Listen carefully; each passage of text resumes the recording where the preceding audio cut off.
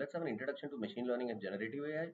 Before learning about what is Chat GPT, how to use Chat GPT, let's understand a little bit about the basics of machine learning and generative AI. Okay, so we just want to know, like, what is the basic thing behind Chat GPT.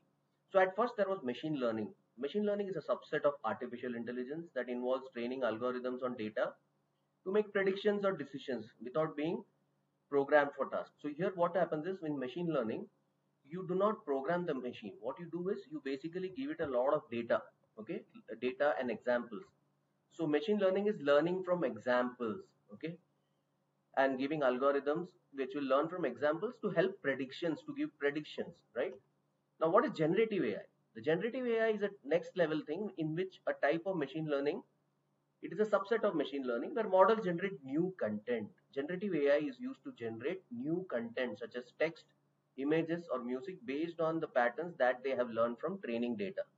So what it means is generative AI has been trained on a lot of data because it is a subset of machine learning. Billions and billions of data has been added to the generative AI source, and from that it will give you the generate the new content for you based on your whatever you are asking it to do. Okay, so that is the difference between machine learning and generative AI. Machine learning, it uses large amounts of sample and examples and data to come out with predictions. Generative AI comes out with new content. Okay, it does not do predictions.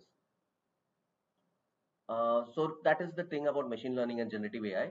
Now, finally coming to our Chat GPT, which is the focus of our this session.